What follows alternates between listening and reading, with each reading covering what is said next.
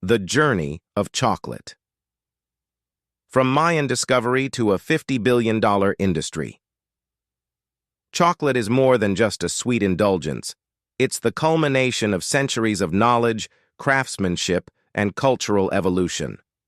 From the Mayans, who first unlocked the secrets of the cacao tree, to the modern chocolate industry worth over $50 billion annually, the process of making chocolate is a fascinating blend of ancient tradition and advanced technology. This article will take you on a journey through the complex process of turning cacao beans into the chocolate bars we know and love today, highlighting the key steps that ensure quality, flavor, and texture. The Mayans. Pioneers of chocolate. Long before chocolate was a ubiquitous treat, the ancient Mayans revered the cacao tree as sacred. They were the first to discover that the cacao tree's beans could be transformed into something more than just a natural fruit. The Mayans made a bitter, frothy drink called zocolotl from ground cacao beans mixed with water, chili peppers, and other spices. It was consumed during important ceremonies and held great cultural significance, often associated with fertility, power, and even the gods. For the Mayans, cacao was not just food, it was currency. Cacao beans were so valuable that they were traded as money, with a set number of beans exchanged for goods or services. This marked the beginning of cacao's transformation from a simple fruit into a cornerstone of global economies. The cacao pod, nature's treasure chest. At the heart of chocolate making is the cacao pod, the treasure chest that holds the key to every chocolate product we consume today.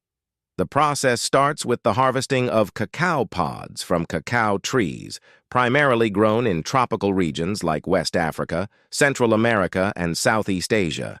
Each pod contains around 30 to 40 cacao beans, which need to be removed manually. Workers cut the pods open, revealing the beans surrounded by a white, sticky pulp.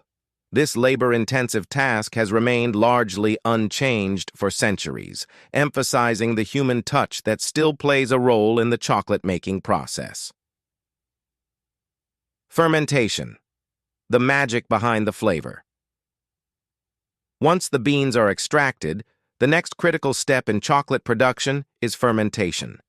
This is where nature really works its magic. The beans and the surrounding pulp are placed in special fermentation boxes, traditionally lined with banana leaves. Fermentation is a key step because it triggers the development of the bean's flavor. Without fermentation, chocolate wouldn't have its distinctive taste. As the beans ferment, yeasts convert the sugars in the pulp into alcohol, which is why the mixture often gives off a strong alcoholic aroma. This fermented mass is then left to sit for anywhere from 2 to 7 days. During this period, the beans heat up, and microorganisms break down the pulp while the temperature of the mixture rises. This is the point where the beans start to take on their complex flavor profile: earthy, nutty, and slightly bitter. Drying, harnessing the power of the sun. After fermentation, the beans are laid out to dry, traditionally in the sun. This is where the beans' moisture content is reduced to around 6 to 7%, making them less prone to spoilage and easier to process further. In large-scale production, this drying process can be done using industrial dryers, but in many regions, especially where cacao is still grown on smaller farms, drying in the sun is the preferred method. The drying stage is crucial for preserving the beans and ensuring that the fermentation process doesn't continue, which could lead to over-fermentation and an unpleasant taste.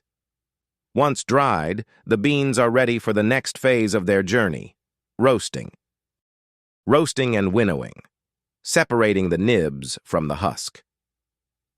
Roasting is a transformative step in chocolate making, as it further enhances the flavor of the cacao beans. Depending on the desired flavor profile, beans are roasted at various temperatures. The roasting process imparts deep, rich flavors like caramel, coffee, and nuttiness to the beans, while also sterilizing them. After roasting, the beans are sent through a machine called a winnower, which separates the cacao nibs, the edible part of the bean, from the husks. Inside the winnower, vibrating shelves help crack the beans and separate the husks, leaving only the valuable nibs. These nibs are then ground into a paste called chocolate liquor, a somewhat misleading name, as it doesn't contain alcohol but does have an intense chocolate aroma often likened to a dark, rich syrup. Chocolate liquor and cocoa butter. Two essential components. Once the nibs are ground, the result is chocolate liquor, a smooth, thick syrup that forms the base of all chocolate products. It may surprise some to learn that cocoa butter, the natural fat extracted from cacao beans, is not a byproduct but a critical component in making chocolate. Cocoa butter gives chocolate its smooth texture and glossy finish. During production, the chocolate liquor and cocoa butter are mixed together in varying proportions, depending on the type of chocolate being made. Dark chocolate, for example, contains a higher percentage of chocolate liquor, while milk chocolate has more cocoa butter and sugar. Conching. Refining the texture. One of the most critical stages in chocolate production is conching, a process that helps smooth and refine the chocolate's texture. Invented by Swiss chocolatier Daniel Peter in 1875, conching involves mixing and grinding the chocolate mixture for several hours, sometimes even days. This not only improves the chocolate's texture, making it silky smooth, but also enhances its flavor by reducing any bitterness and bringing out the chocolate's sweeter notes. It was Daniel Peter who, in 1875, made another breakthrough by combining powdered milk, developed by Henri Nestlé, with chocolate liquor to create the first ever milk chocolate. This innovation revolutionized the chocolate industry, making chocolate more palatable to a wider audience and setting the stage for the global love affair with chocolate that we see today. Tempering and molding, the final touches. Once the chocolate has been refined and flavored, the final step is tempering. This involves carefully heating and cooling the chocolate to ensure that it has the right crystal structure, which gives it its characteristic snap and shine. Tempered chocolate is then poured into molds to form bars, truffles, or other confections.